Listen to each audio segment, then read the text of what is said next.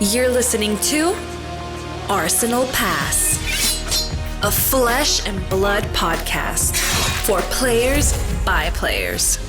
And all about strategy, leveling up, and the latest news in the world of Wraith. Welcome to Arsenal Pass.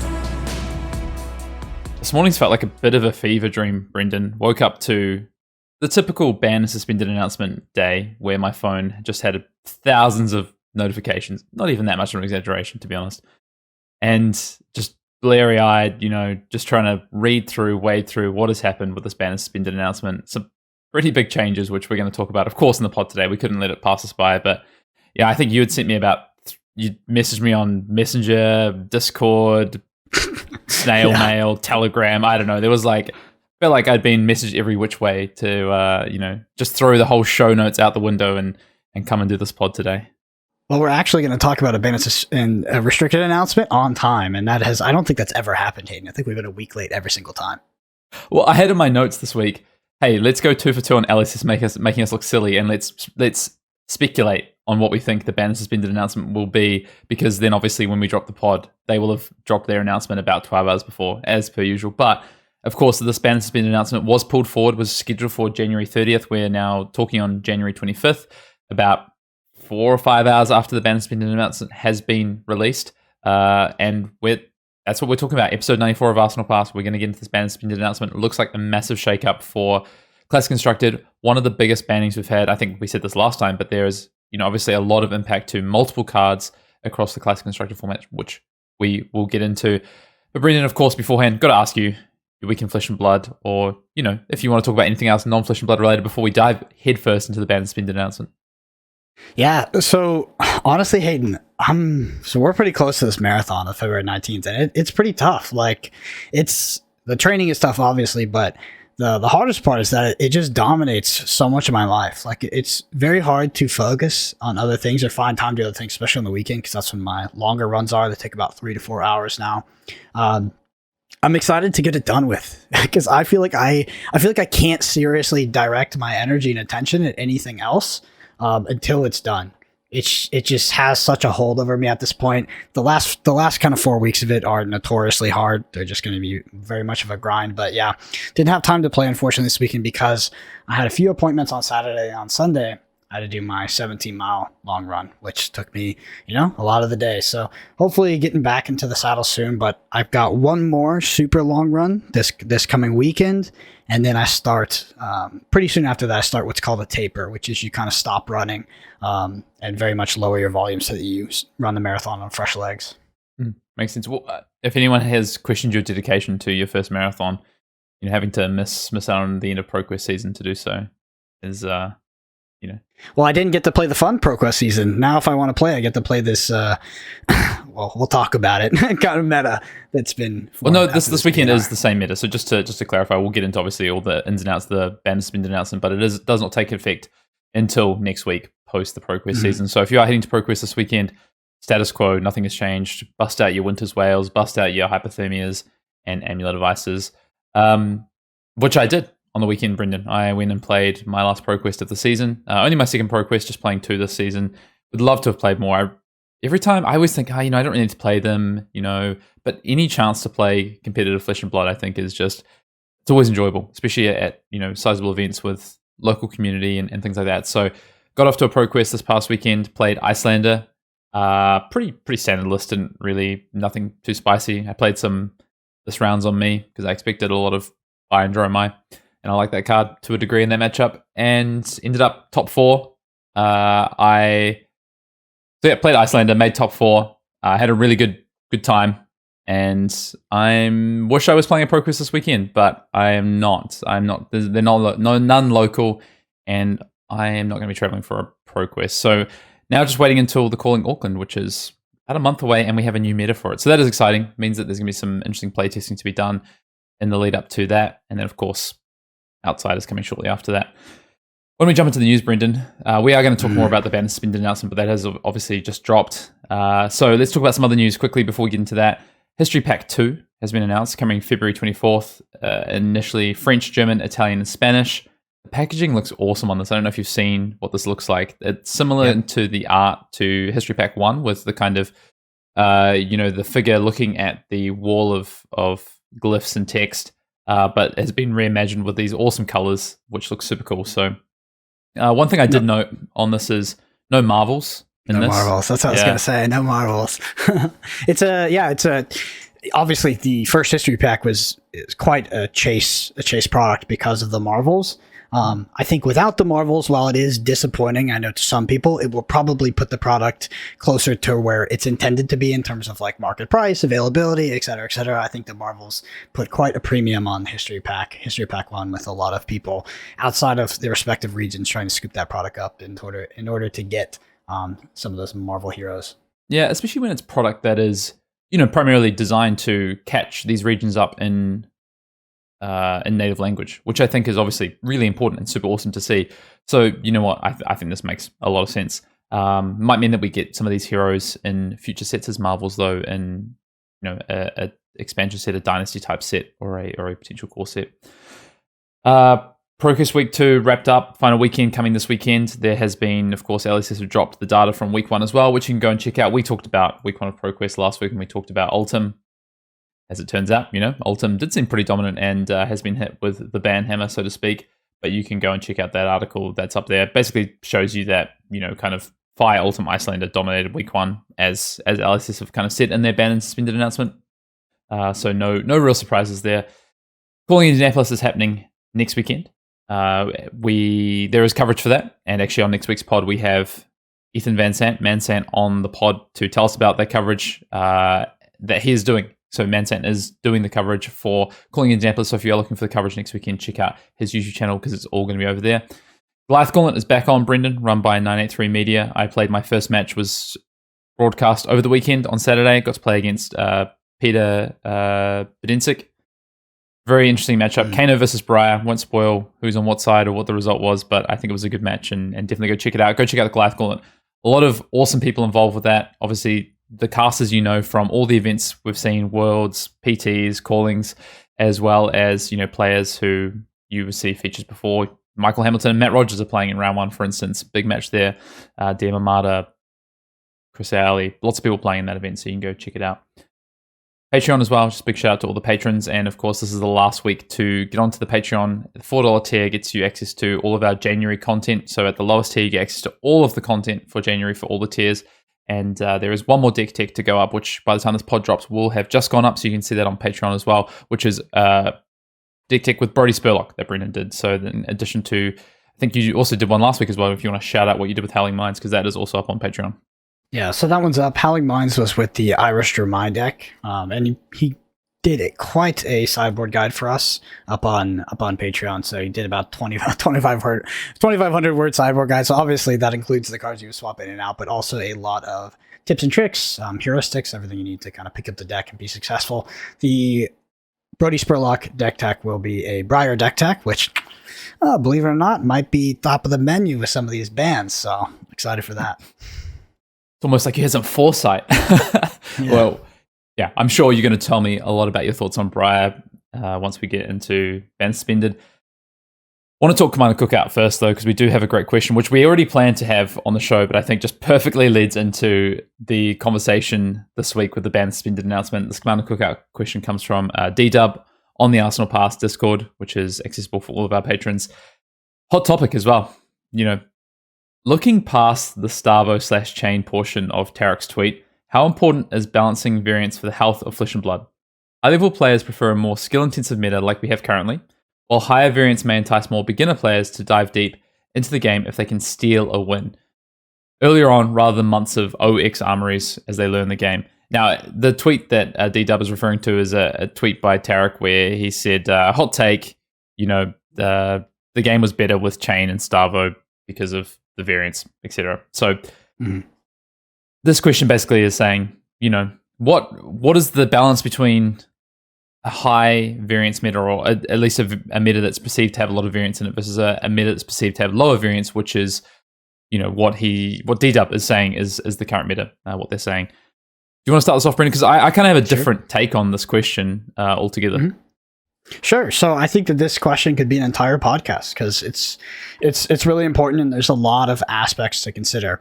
So is the game is it good for the game that free players, let's say hypothetically, free players can't really get easy wins, right? It's going to be high player agency, high skill floor, right? So new players are going to have a really hard time kind of picking up the game. Is that good? Well, I would say it's debatable. I think it's somewhat negative for Fab because Fab doesn't have a casual format. Fab doesn't have a base of players that are playing a sub format like Commander that will just keep buying product no matter what, right? So if new players can't jump into the game and feel like it's something they can be rewarded by playing and they just kind of lose every game, yeah, it's probably bad for player retention, honestly. And we would probably see sort of a contracting on the player basis because only the top players, quote unquote, are having fun. Is that the situation we're actually in? I don't think so, to be honest. And I think Starvo was absolute garbage design, and it's atrocious, to be honest. That being said, I understand the core concept, and I do think that it's a reasonable thing to suggest that maybe Flesh and Blood does need a hero or a set of heroes that have a higher level of variance, have a lower skill floor, have a higher ability to high roll the opponent and sort of win games. But my argument would be that they already exist. Like, I think that, Fi is an aspect of that. Briar is an aspect of that. Like, I think those aggro decks exist, and that's an option in Flesh and Blood. Could we tune it a little bit? Could we add a bit more variance, a bit more high roll into Flesh and Blood? Maybe, but if someone's going to make the argument that Bravo Star of the Show should be back in the game, I think that that's ridiculous. That's way too far for me. That hero was very, very bad for the health of the game, in my opinion. Yeah, I'm not sure that that's the original intent of Tarek's tweet, I guess. I think it was more just pointing out the kind of enjoyment factor for newer players in particular, I think, and saying, the oppressive nature of ice versus the oppressive nature of rolling Starvo fuse turns, for instance, which is interesting because I think, so the thing I take about Tarek's tweet, right, is that, for one, Chain, for instance, yes, there's variance involved, but there's variance involved in every hero, but Chain was one of the most skill-intensive heroes to play, for instance. There's a lot of skill to sequencing to make sure you get the most out of every single card, get the most out of your deck as a resource. It's another resource to handle alongside your life total and your cards per turn. You actually have to manage your deck as a resource as well. It's similar to something playing like an aggro dash deck, for instance, which is another reason I think that deck is actually harder to play than people give it credit for. But I think if you just take away variance, because there's always going to be variance. No, like, you can reduce it, right? And you can talk about these ice decks, and it's like, okay, one of the reasons that Ultim and Icelander reduce variance to a degree is because their blues are impactful, right? Channel Lake Frigid, Hypothermia, Terra Sunder, Glacial Footsteps, all these, these high impact blues, right? They mean that when they draw these cards, these blue cards that are often, only resource cards for other heroes, these hands are less dead. There's less impact to how negative their hand can be. So they can play more blues. They can have more consistency to have resources plus threats. That's where the variance changes, right? But if you move away from that variance conversation, you move away to the actual play experience. And it's like, there, like you say, there are still heroes in this meta right now, Briar, Fire, that have high roll potential.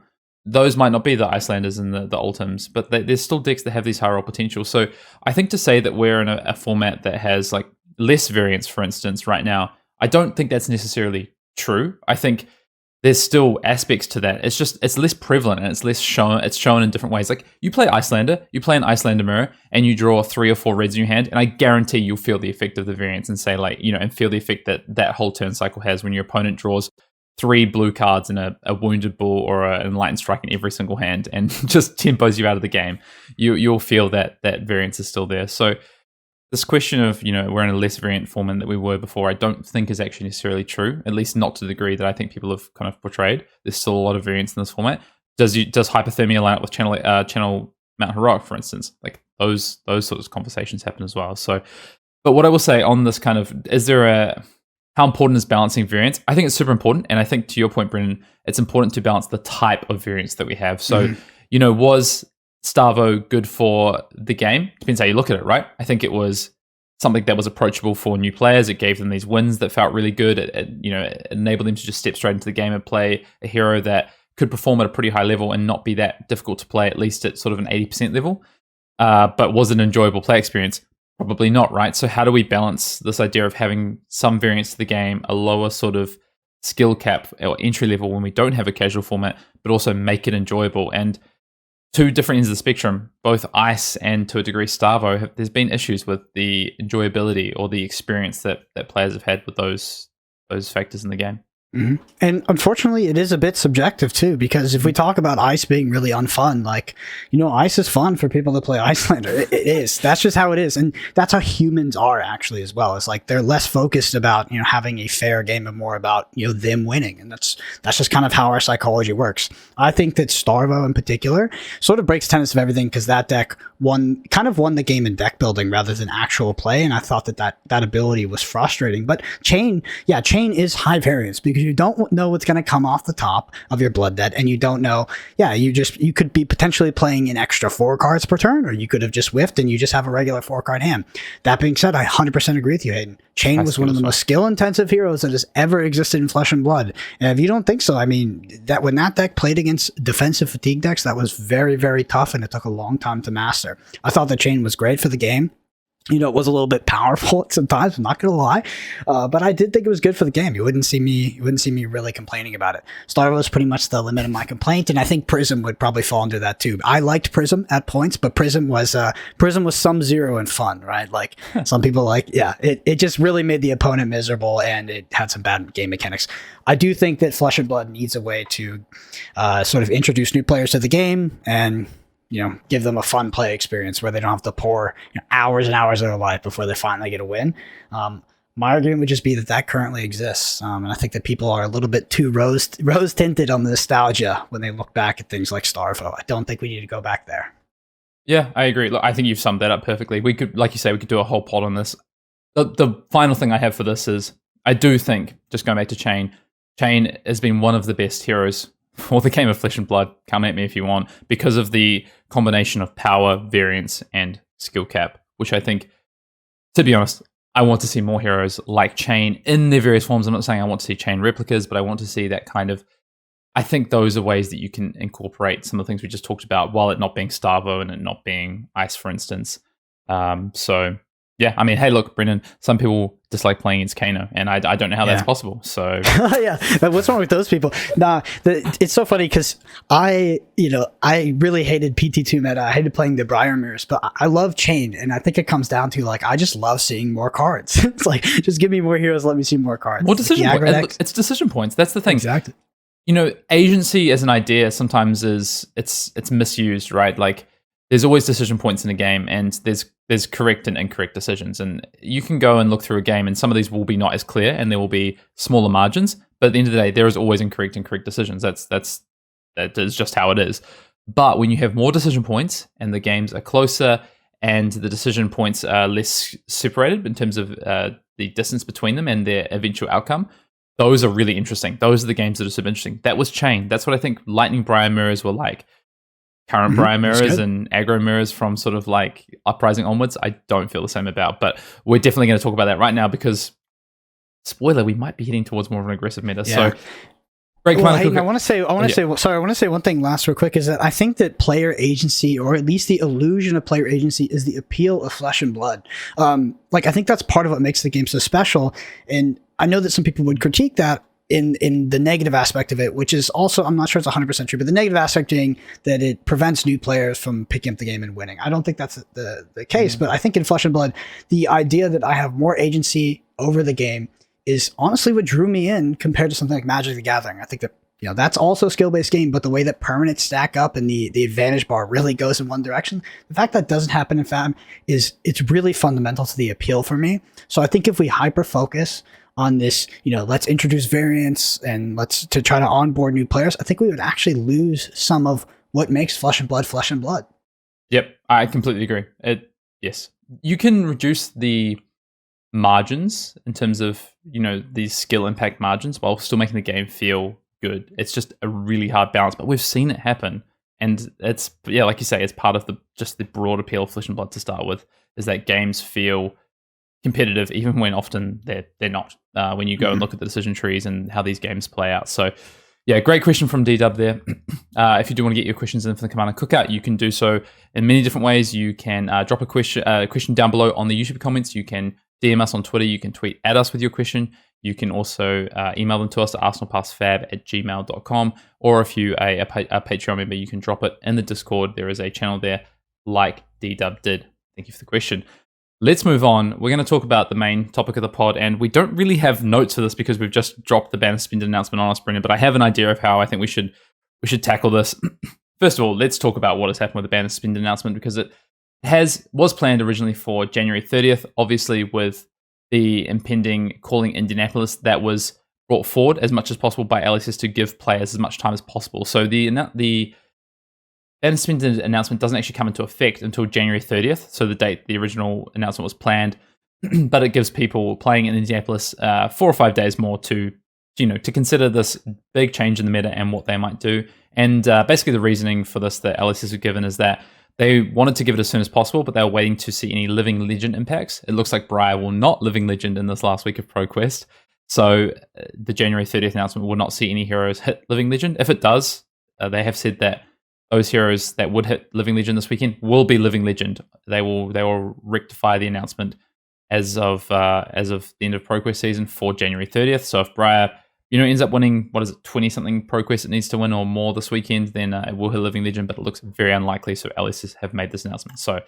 Brendan, Belittle is banned, Winter's Wail is banned, Amulet of Ice is suspended until Icelander becomes Living Legend, and Hypothermia is suspended until Icelander becomes Living Legend. Just give me your first take on these 4 cards. Is it what you expected? It's not what you expected? It's tough because I kind of maintain an open mind going into this. So when it comes to expectation, I really don't have much to comment there. I really was just like, whatever's going to happen is going to happen. I'll have my take after. But my take here is that Belittle, I think that ban is somewhat overdue. That ban did give decks like Fi the ability to compete a bit more against Icelander while it existed. But I think that Belittle potentially breaks the fundamental cores of the game. So I'm not surprised to see it go. Winter's Wail, that weapon is so freaking powerful, and just it's so core to some of the Oldhim's strategies that I think that it's potentially a good nerf to Oldhim, but I think it's a stiff one at that. The Icelander is kind of 2 cards, right? And it's not just Icelander, by the way. They've used Icelander as the suspension sort of time frame, but this affects all ice heroes. I think that this is pretty stiff, a pretty stiff suspension on Icelander. If you're going to be playing that deck at the highest level, I think that deck was already sort of existing on a fine edge, and this tips it in the wrong direction. So I don't think that Icelander will be super competitive after this, especially because I think we're headed to a more aggro focused meta. And then lastly, Hayden, I think that these bans are, unfortunately, they really hurt Lexi, actually. And I think that's unfortunate. It does seem that Legendary Studios is not willing to distinguish on certain cards to have them legal one hero and not another. We're just not going to be going there. So yeah, unfortunately, Lexi suffers quite a bit. I think that Oldhim as the top deck, it's going to have to look a lot different if it wants to maintain that status. But Hayden, your thoughts? We can talk about heroes and kind of. So we're going to talk through this ban suspended announcement. We're going to talk about the cards and our kind of thoughts on this, and then we're going to talk about meta impact. And the reason I give this outline right now is because I completely disagree on Lexi. I think Lexi looks like one of the big winners from this because of how this meta might shift. But we can talk about that soon. I'll give you my kind of take first. First of all, I want to toot my own horn a little bit because in the show notes when I said originally that we would maybe do some predictions for the ban suspended, what do we feel? You'll notice, Brendan, on the notes, the first 3 cards I put here are Hypothermia, Winter's Wail, Amulet of Ice, because those are the cards that I felt would probably have some action taken against them. Belittle, I thought because of where we are now and the fact it hasn't been hit yet, I thought it wouldn't get hit. For instance, the reasoning they give for Belittle, is, it allows these 6 or 7 card hands, these really efficient hands to be played with extra resources for Fi in particular, and to play around ice. Well, maybe ice is a bit less of an impact now, but let's balance it out by taking Belittle. I get that. This idea of the 6 and 7 card hands, I think what they're talking about is decks potentially going back to Fire, in particular going back to Blossom of Spring and just trying to power through big Belittle Art of War turns as these big combo turns with Pouncing Links. So I think it's about time and it makes sense. Like you said, I completely agree. The Amulet of Ice one is really interesting. I think you talked about hypothermia and what that does to potential aggro meta. Amulet of Ice is like double hit on Icelander, right?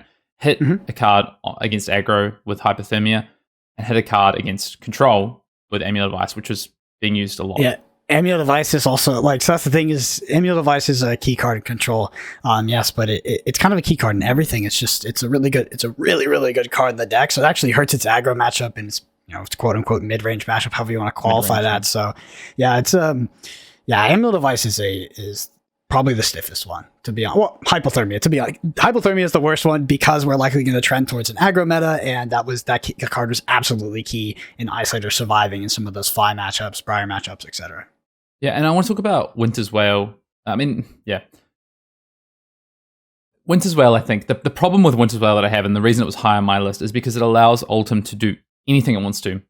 You've seen this season Ultim dominate as a much more proactive deck, playing 6 for 10s, being able to actually like charge down Icelander with just damage, being able to disrupt these aggro decks, and then pivot to defend all of a sudden. And Winter's Wail allows you to do that because all of a sudden, you're putting on pressure, and then you have this shield, whether it be Stalagmite or Ram's Head, and then plus this weapon where you dump a blue into it and you get 4+ Ice Bite, a Frostbite. Like the return rate is just so huge. And then all of a sudden you're pivoting back to being this deck that throws Disruption, throws CNC Pummels, throws Fuse, Glacial Footsteps, whatever it is, Spinal Crushes, etc. So Winter's Wail was like one where, to me, I think it fixes a lot of the issues of the strength of Ultim. Crown of Seeds is another card you could look at. They talk about Crown of Seeds in this announcement and not wanting to necessarily attack is the wrong word, but look at the legendaries, I think, as a last resort or a later resort, as opposed to something like Winter's Wail. And I just think the weapon is, people talk about Rosetta Thorn being, the strongest weapon. My take recently, and I think, discussing with other players, Winter's Wail was just the strongest weapon. And I don't think it's particularly been close, to be honest. So I agree. I agree. I have agreed too. Like that, the Winter's Wail is ridiculous. You have Oldhim, I think, is a value oriented deck, and we talk about it, playing these 2 costs plus Pommel off the Tunic, and we play the 4 costs off Tunic, etc. But the fact that they could, with 1 blue, if it's an ice blue, threaten 4 damage, plus a Frostbite off of a recurring card that exists on the board persistently via a weapon, it's strong. So I think it's a massive hit to Oldhim, to be honest. Yeah. Okay. Let's talk a bit about the heroes that have been hit and the meta as it is prior to this ban suspended announcement, and then I think that can help us extrapolate to where we think we're going to go from here. So let's just go through this. So Belittle, Ban, and Fire. What does that actually mean for Fire, right, Brendan? I just kind of alluded to before. It means that you're less efficient potentially against Ice, Frostbites in particular, Lexi in particular, I think, as well. It also means that you have less explosive potential with Art of War turns, whether it be with Tunic or Blossom of Spring, to start the turn, to go and get your resources that fuel the whole turn without losing a card like you did previously, where you need to pitch maybe a blue or another red. Now, you weren't losing a card with Belittle. So you move away from that. What does this mean for Fire? My kind of take is overall the explosiveness, the ceiling goes down a little bit, and the consistency against Ice goes down also. Consistency going down, I think, is a key motive for me. I think that Belittle added a lot to Fire's consistency as what I perceived before the Belittle edition as a somewhat inconsistent deck. So I think it becomes a bit more variable now. Okay, covered Fire. Let's look at Ultim. This season we've seen Ultim be primarily proactive decks, a lot of red attack actions, a lot of pummels and CNCs being played, and a lot of E-Strikes, Rouse the Ancients, this sort of thing. We have seen this past weekend a shift back to some defensive decks. It's not like we didn't see them at all. We saw some Fatigue Ultim, for instance, come through this weekend, but primarily it's been this proactive version. But regardless, we've seen both versions. What does the Winter's Wail ban do to Ultim as we know it in this current format? Ultim goes back to its roots, I think, and becomes a defensive deck. And I think that hold on, I'll stop myself before I go talk about the meta and its function in the meta. Yeah, so I think it becomes defensive. Yeah, I agree. I think if you just say, okay, Winter's Wail goes, one of your best tools at being proactive with maybe double attacks, Zealous Belting into weapon or Rouse into weapon or E-Strike into weapon, for instance, is gone, right? Because you've lost that on-hit effect. So I think you're right. I've stopped myself as well. I think you're right. It looks like if you're now going to play Titan's Fist to accompany those potentially, Possibly in some matchups, it's like Sledge versus Coronet, depending on what those matchups are. Maybe Coronet becomes a lot more efficient than playing this Titan's Fist plus Shield and trying to use your resources that way. But that's what it probably looks like now. Let's talk about Icelander then. Like, this is the toughest one. That's why I've listed for last. Where does Icelander stand? You've lost probably your best card at attacking, something like Briar. Hypothermia wasn't that impactful versus Fire, for sure, but something that's pretty impactful against Briar in particular, as well as Dash, definitely against Dash. And then you've lost Amulet of Ice, which help you just really cleanly sort of close out these games against mid-range decks, but also things like Defensive Ultim, for instance. Yeah, Amulet of Ice is honestly pretty important to pivoting against some of the aggro decks too, if you're able to land one early. Like, being able to play Amulet of Ice at instant speed out of your arsenal, and then maybe you're giving your opponent the Frostbite, and then maybe you capitalize by using the weapon as well. Like, it was a lot of value. It just made it so when you did Aether Icebeam the opponent, you were effectively taking away their entire turn. If you're playing against an aggro deck. Obviously very important in the combo deck.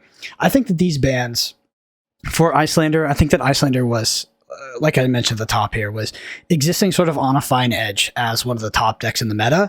And, it was very debatable whether it was favored or unfavored into Fi, into aggro, etc. And I think that these bans tip that Icelander deck in the wrong direction. So I think at the highest level, Icelander becomes significantly less competitive because there is so much more opportunity for aggro decks to just run you over and tempo you out of a game. The combo aspect, you could potentially, it's going to definitely be harder to combo super defensive Ultim decks now that you're missing Amulet of Ice. You're going to have to set up the Insidious Chills and then be very disciplined about fusing, because you're going to need to save the triggers for the end of the game. So, if an Ultim is also being proactive on you, it's just going to be really tough. So I think that very, very negative for Icelander, and I think it falls out of a top deck contention. Still very playable. I still think that it's a very powerful deck. I don't think it'll be a boogeyman anymore.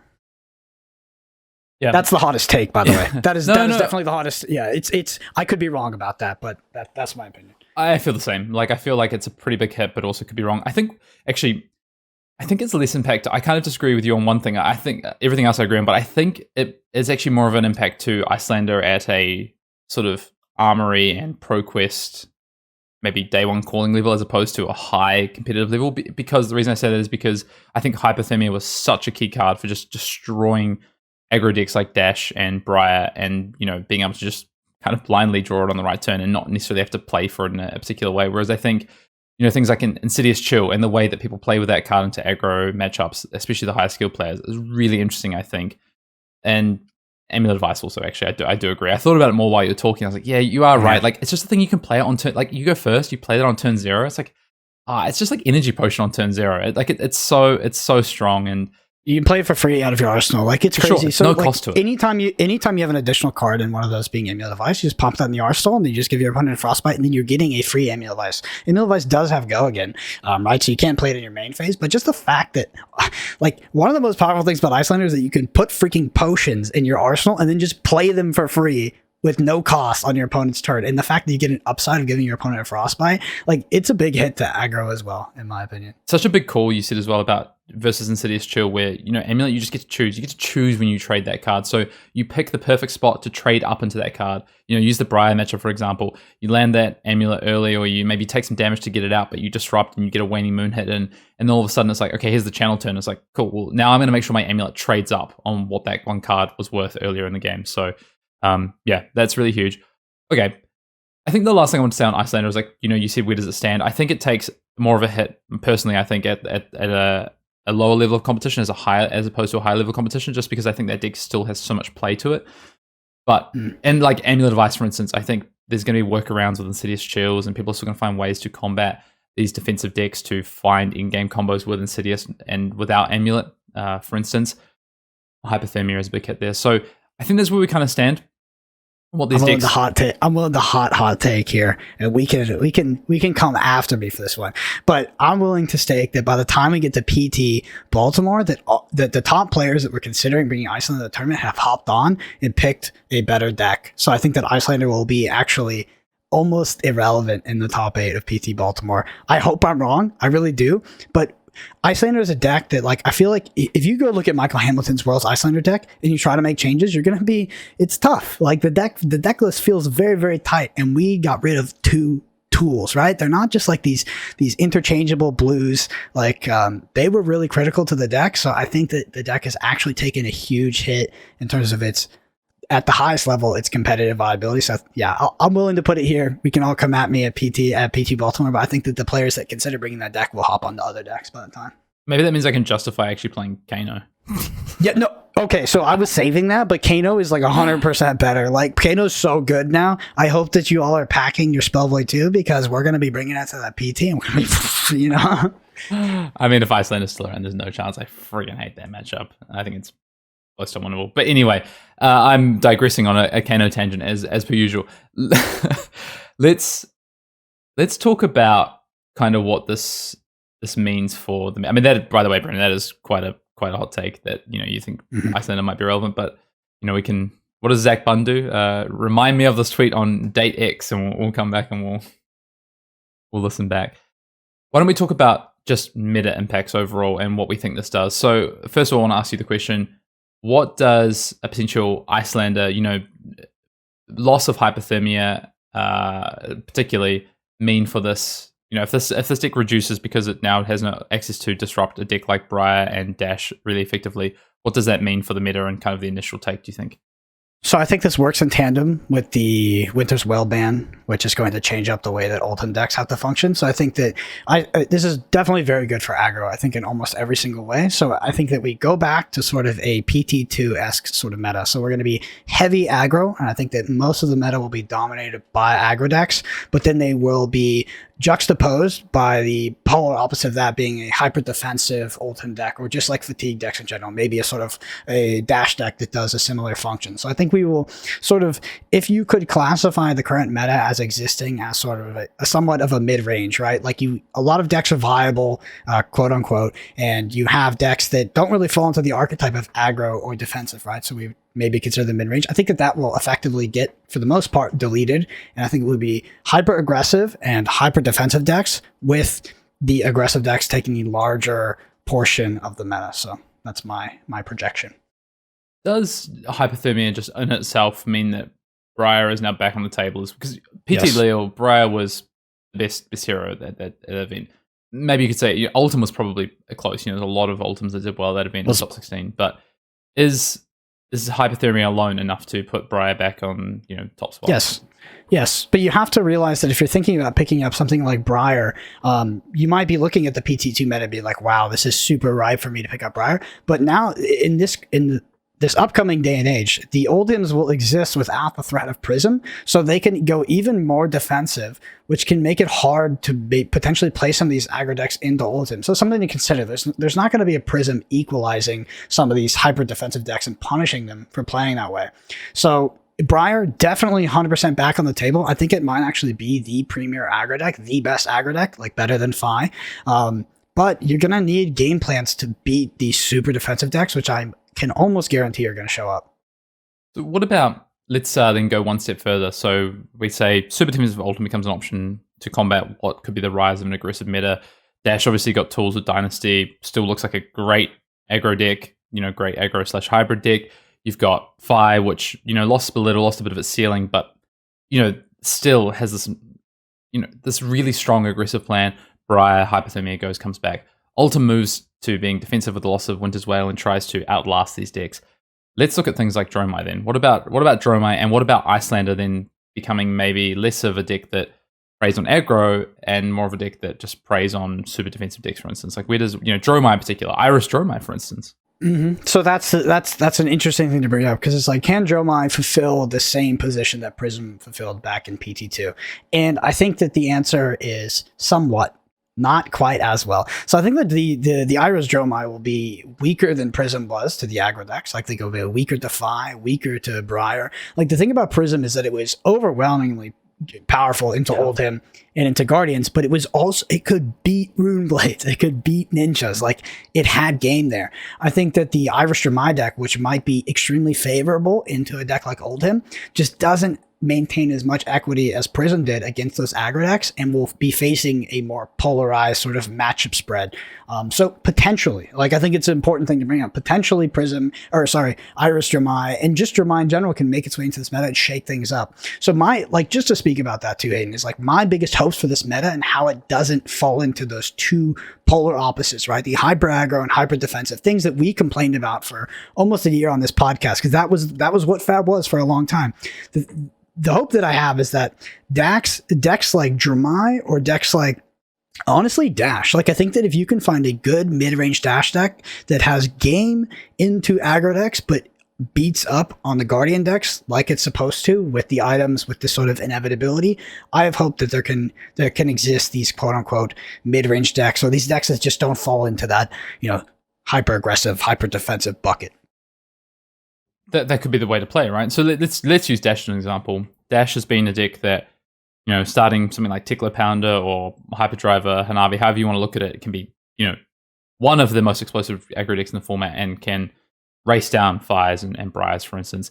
And then with access to items, can potentially combat these ultims. Now, what we found during this meta in particular was that, it was really hard to fit enough defense reactions to be able to combat these really proactive ultim decks, right? With their disruptive elements, and they could, if you flipped aggro as the Dash, then they could fatigue you. And if you flipped the items, the item pistol build, then they could just go at you with their own big attacks. Now, if they become more defensive because of the loss of Winter's Wail and to an extent hypothermia, does that mean that, you don't need to worry about those defense reactions? You can just play more items, you can play more equity for those matchups? Does that potentially mean that Dash is one of the best players there?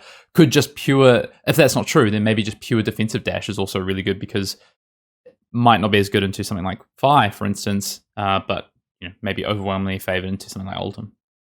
Mm-hmm. That's sort of that's the unknown for me, right? Like that's the potential this meta has if it's not going to shape out the way that I would predict, which is the hyper aggressive and hyper defensive. The only way that happens is with decks like Dash and Dramai moving in and finding a space in the meta where they're able to thrive. Outside of that, yeah, I think that we trend towards the age-old classic constructed meta. Yeah, I mean, that's how it is. And Hayden, what are your if we went there? Let's say that we're correct. Let's say that our theories are correct here. What are your opinions on that? Do you think that that's a good thing? Are you happy to go back there?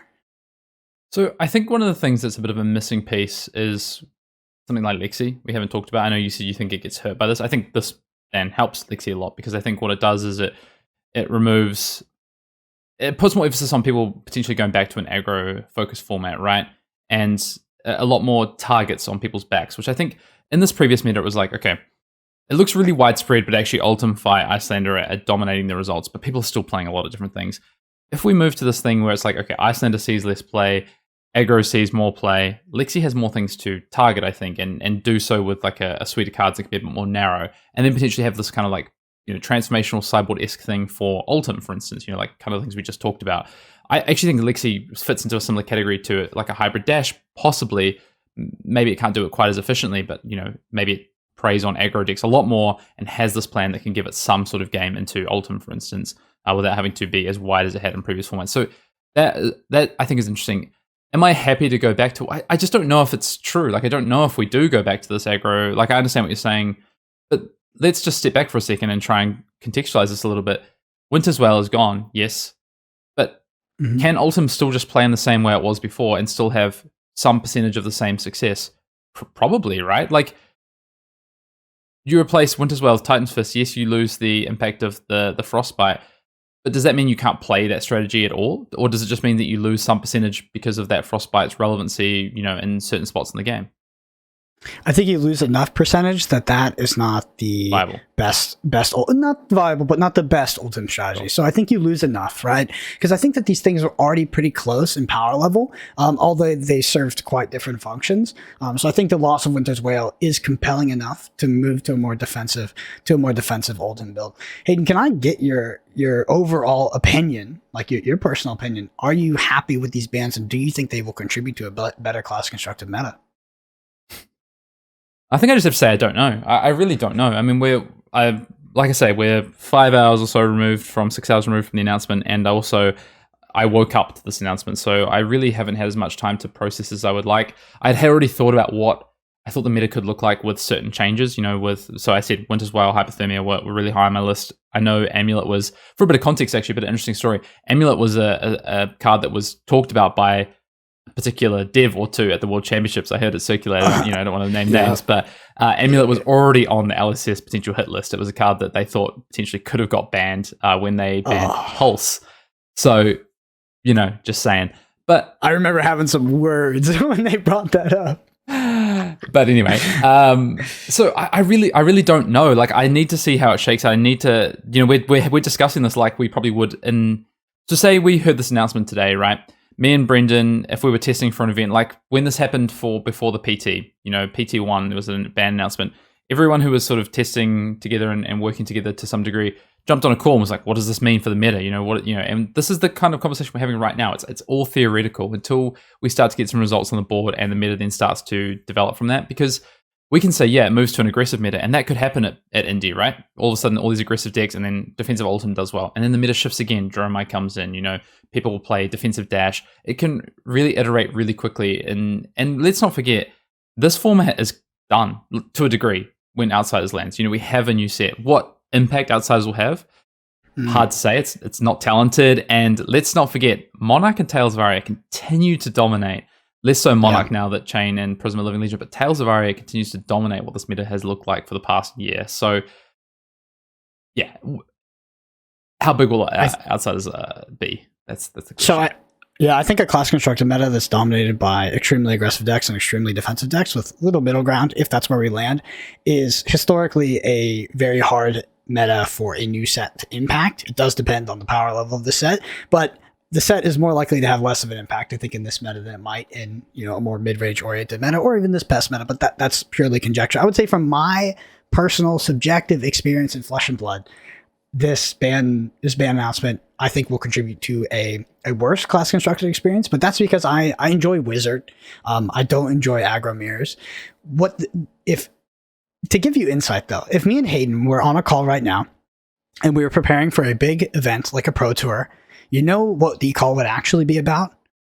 Fucking Kano is great again. Like, that's exactly what we'd be doing, because Kano is one of the biggest winners from here, unless this Iris Dromai deck can exist. If the Iris Dromai deck can exist, that's going to suck. But outside of that, Kano wins so much from all of this. Like, Kano was struggling into these ice decks and these proactive Oldhim decks, and it was just getting harder. And now, can you imagine a Phi deck without Belittle? Infinitely easier for Kano. I think Kano is a big winner, and if we were actually talking about upcoming Pro Tour, we would be pumped. Well, let's do it like that then, because I'll sidebar and say I actually think it potentially looks worse for Kano, because defensive ultim decks pivot to probably playing cards like Oasis because of how it fits into the structure of how they're going to play the game. I think that Dromai becomes a lot more relevant. Icelander might not be gone from the format, which is still a matchup I don't want to play. So I don't know. Like, I don't know if that's actually true, but anyway, I think, to your question, do I think that could be a good format? I actually think, you know what? One of the things I like about a polarizing format, so, there's a really aggressive and a really defensive end to it, is often there's ways to exploit it with setup decks, that can do a particular thing and do it well and know what it has to combat. I go and look at decks like Skelada Viscerai, OTK Viscerai, whatever you want to call it, combo Viscerai during the Lightning Briar / Ultim meta, that got to slot in there. You got to see Prism slot in there to take advantage of decks like Viscerai and particularly Ultim as like this kind of third wheel. And I think that could happen again. Like, I don't mind those formats. So I don't know. I didn't like PT Leal as a meta, but one of the problems I had with that is it's like you couldn't play certain things. So like Icelander was like a really interesting piece of the meta, but Prism. It's like this, but Prism. This, but Prism. And Prism isn't here this time. And I just wonder if it's going to be different because of that, and allow decks to play the polarization like we weren't able to previously, and whether that could still lead to a good meta, and then breed these kind of, I say mid-range, but decks that can be hybrid, decks that can be a little bit less powerful but have options into both sort of poles of the meta, and decks that can potentially look to have these setup plans and be a bit more interesting. So I'm optimistic. Like, I've got to be optimistic. I love this game. It's something that I spend a lot of my time on, and I've got to think that LSS put more than the 45 minutes that we've put into this so far of discussing it to, I would hope. So I do think this will introduce more variance into the game. What everybody's been talking about, they want. Speaking back to the class constructed, or the command and cookout question, it might be satisfying that aspect. I do want to ask you one more question, Hayden, which is slightly less related, and that's it. What do you think about LSS's heavy-handedness in sort of frequency and number of bans they're doing? I think that we've, quite a while ago, we would have probably been talking on this pod, just wondering, hey, what does the future of the ban and restricted for Flesh and Blood look like in a turtle card game? Are we trending towards the Yu-Gi-Oh model, or are we going to be relying on Living Legend and new things coming in? And we've seen frequent bans and restrictions, and we've seen a lot of cards changed. What are your thoughts on that? Do you think that that's good? Are you happy about it, etc.? So I think when it happened the first time, I wasn't happy about it, but I think they've been really clear about how they want to use the ban list to balance the game, and I think they've been really open with it on the past 3 ban suspended announcements. So I think they've given expectations to the players of what this can look like, of how heavy-handed, whatever you want to say, they may or may not be in any given ban suspended announcement. So I like it, to be honest. Like, I think it's one of the things that the positives, the strengths they have of being able to balance an eternal game is to use the ban suspended announcement. Suspended, I think, the introduction of the suspended in particular is really interesting and has potentially helped this. So, yeah. And this one in particular, 4 cards, feels like a lot, especially when you think cycles for Belittle, Minnowism's effectively banned now, unless you for some reason want to play that. Yeah. I mean, to be determined on how this plays out, but I'm okay with reasonably heavy-handed bans. I would rather them, try and shake the format up, as long as they do it considerately to understand what the shake-up means, what decks could rise because of that. But for them to go and, if they just banned Hypothermia, for instance, was that enough for Icelander, without banning Amulet of Ice? I would rather them go a little bit too far than not far enough to potentially shake the format up and to rebalance it than not do enough. Mm-hmm. Especially since they can reverse this, and they've said these cards are suspended until such date, and of course they can reverse bans. That's the thing. I mean, I don't think they necessarily would. That's the point of the ban is suspended, but they could do it. They haven't so far. But I just think it was suspended, though, was it not? Or was it banned? Yeah, I think so. It might have been banned. You might be right.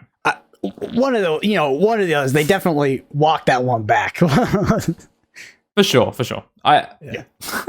But Belittle and Winter's Whale, I think both are too powerful as cards. They're both cards that were on my list of powerful cards. The cards that were included Plunder Run in the past have included cards like Tomb of Fiendal. I just think there's cards that can be exploited, and Belittle and Winter's Whale have time and time again shown that. So, and I think they make a good point, right? They said that had this been the first season of dominance for these heroes, they probably would have, looked to allow the meta to adapt and use outsiders as a way to move potential meta on, but it's not. PTLEL, what were the decks that were showing up? Fi, move through to National Season and World Championship spawns, Prison, Living Legend, Icelander, Ultim. These decks have continued to dominate. So I think it makes sense they take action here, and they've been pretty clear about it. I think that the critique that people would make, and I know you disagree with that, is I think that there has been a somewhat, a lot of people have expressed their opinion that the class constructed meta prior to this ban was very healthy, and it's gotten a lot of positive feedback. So I think that there will be a somewhat of a general community sort of shock in how many cards were banned, considering that it does look like, from my extrapolation from reading Twitter, is that people have enjoyed this meta. So this definitely will significantly change that meta for better or for worse. Those people are deluded, honestly.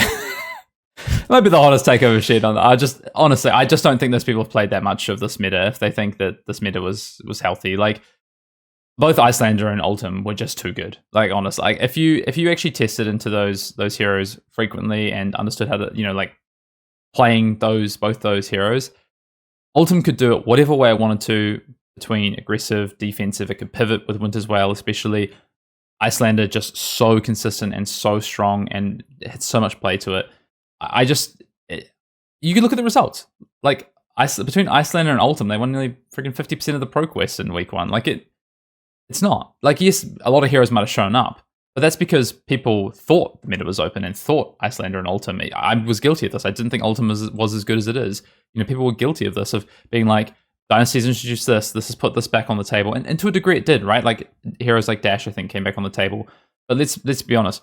Arachne not really on the table, is it? You know, like these heroes that people were showing up with. Lexi, I think, is another one where it has been somewhat of a winner, and we've seen these lists sort of grow and diversify and be interesting in this meta. But for the most part, the meta didn't really change that much from the World Championships.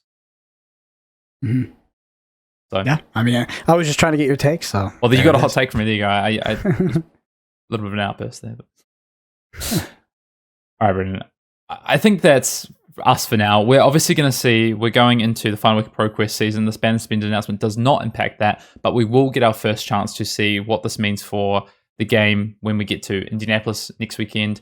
And then, of course, we move into Outsiders. So it's going to be really interesting. This format isn't going to get solved before we get to Outsiders because we only have one major event. And then we that's not true. We also have Auckland calling as well. So we do have two bigger callings, but then we move through into this Outsiders season. But the format isn't going to get solved in these next 4 weeks before we see Outsiders come into the format, or I guess the end of the competitive season for prior to Outsiders. So interesting. Let's finish on some takes then in terms of if you're now getting ready to test for Indianapolis, what are the first things you're looking at? Like, where do you start? Like, you know, let's give some people a bit of a hand here. Like, what do you even do? Or if I was if you were smart person. Okay, so yeah. Yeah, not you personally. No, but legitimately, though, if I was looking at Indianapolis, I would think that people are going to be quite flustered from ban and restricted announcement that has been this monumental, right? It's 4 cards and 4 very significant cards.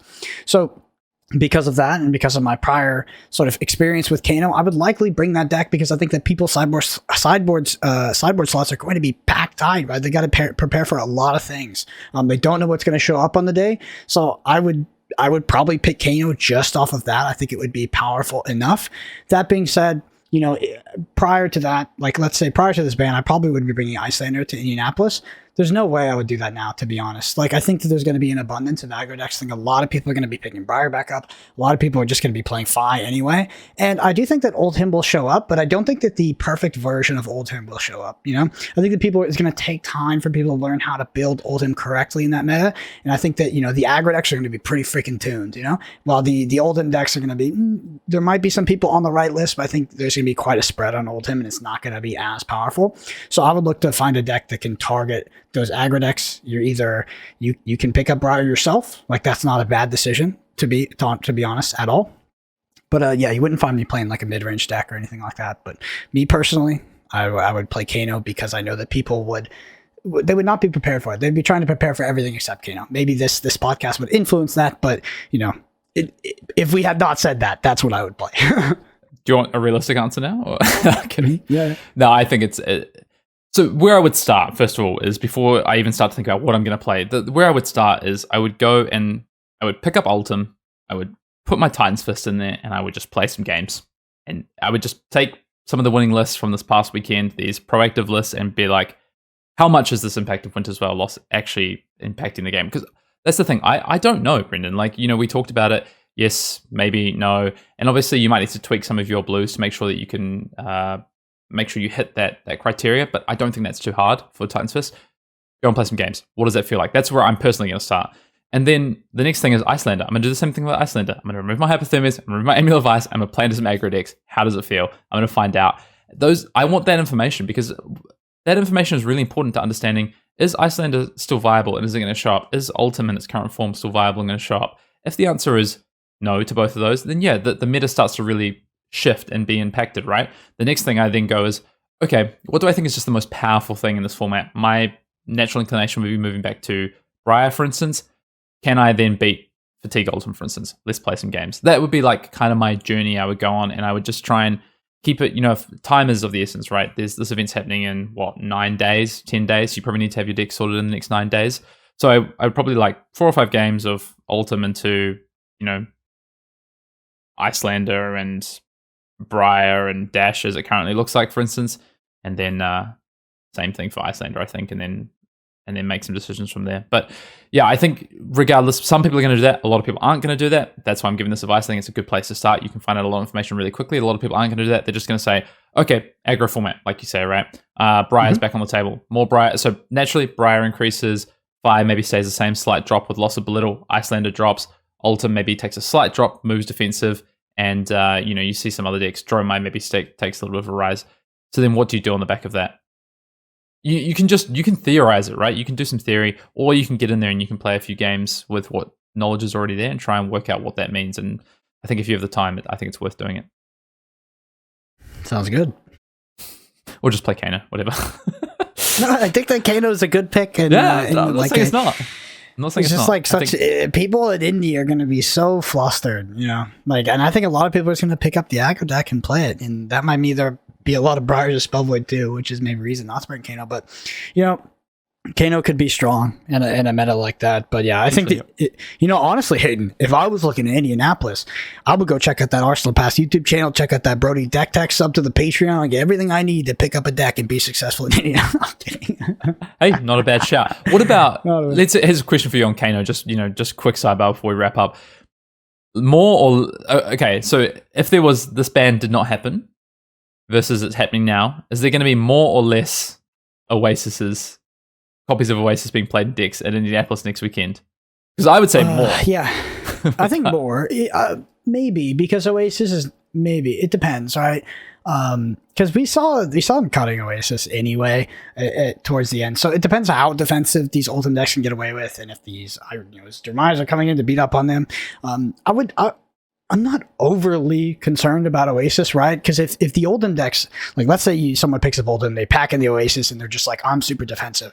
That strategy is very beatable for Kano. It's like when they're a tempo deck, like a kind of proactive Oldhim deck that's like also go to Oasis or Spite, and usually they have to draw into it at the right time, then yeah, that's annoying. But sometimes it's just bad beats as Kano. Like an Oldhim can't just sit there with an Oasis in their arsenal all freaking game and just not do anything, right? Not activate their Crown of Seeds and just wait for that time. So usually the Oldhim decks that are hurting you the most with Oasis are the ones that are playing proactively and just drawing it at the correct time, in my opinion. So I think that yeah, if it's ultra defensive Oldhim with Oasis, it's beatable for Kano. We just need some brushing up on. Cool. All right. Well, that's going to do it for episode 94 of Arsenal Pass. A look at this latest ban suspended announcement. Big changes coming. Excited to see what happens in Indianapolis next weekend. Excited to get into a little bit of testing. Well, I say excited. I'm looking forward to it. We'll see how it goes. I'll let you know next week.